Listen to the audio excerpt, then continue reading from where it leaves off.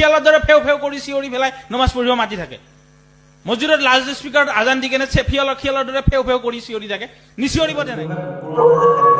Stop.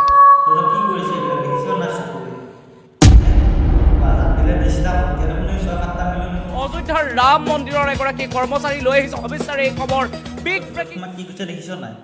সেইবিলাক দেখা নাই সেইবিলাক চকুত নপৰে আজান দিয়া কাৰণে তোৰ ডিষ্টাৰ্ব হয়নে নহয় হে কি যে মানুহ হেৰি আৰু এই নিউজ চিউজ পাই ছ'চিয়েল মিডিয়া পাই একদম মানে ফাটি গলি পকৰক হয়নে নহয় ছ'চিয়েল মিডিয়া পাই পকৰ ফাটি গৈছে তোৰ চাগে হে সেইদিনা মানুহক কি ক'লে না পকৰত বাঁহ ভৰাব লাগে সেইবিলাক চকুৱে নেদেখে কেনেকৈ কি নমাজ আছে কিয় নমাজ পঢ়িলে কিডাল হ'ব কিডাল হৈ আছে কি নমাজ শিয়ালৰ দৰে ফেও ফেও কৰি চিঞৰি পেলাই নমাজ পঢ়িব মাতি থাকে মছজিদত লাউড স্পীকাৰত আজান দি কেনে শিয়ালৰ দৰে ফেও ফেও কৰি চিঞৰি থাকে নিচিঞৰিব তেনেকে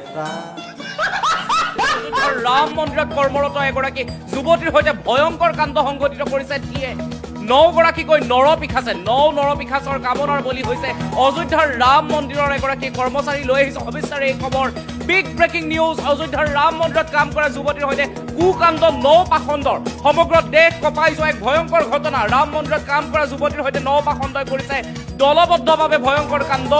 আটাইকেইটা পাখণ্ডৰ বিৰুদ্ধে গোচৰ ৰুজু কৰিছে যুৱতীগৰাকীয়ে এই পৰ্যন্ত 5টা পাখণ্ডক গ্ৰেপ্তাৰ কৰিছে উত্তৰ প্ৰদেশ আৰক্ষীয়ে ডাঙৰ খবৰ যুৱতীগৰাকীয়ে আৰক্ষীৰ পৰা কোনো সহায় নোপোৱা বুলি অভিযোগ উত্থাপন কৰিছিল প্ৰথম পৰ্যায়ত ৰাম মন্দিৰ চৌহদ পৰিষ্কাৰ কৰাৰ দায়িত্বত আছিল যুৱতীগৰাকী লগতে যুৱতীগৰাকী বিয়েৰো ষ্টুডেণ্ট 20 বছৰীয়া যুৱতীগৰাকীৰ সৈতে কুকাণ্ড কৰি আটাইকেইটাই যুৱতীগৰাকীয়ে প্ৰাণে মৰাৰ ভাবুকি দিছিল প্ৰথমে অপহৰণ আৰু তাৰ পিছত ভয়ংকৰ কাণ্ড সংঘটিত কৰে যুৱতীগৰাকীৰ সৈতে ন্যায় বিচাৰি হাহাকাৰ কৰিছে যুৱতীগৰাকীয়ে পাখণ্ডকে মন্দিৰত কাম কৰা ছোৱালীজনীও এৰি দিয়া নাই কিন্তু হিন্দু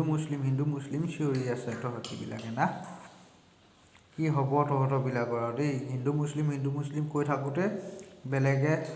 বাঁহ ভৰাব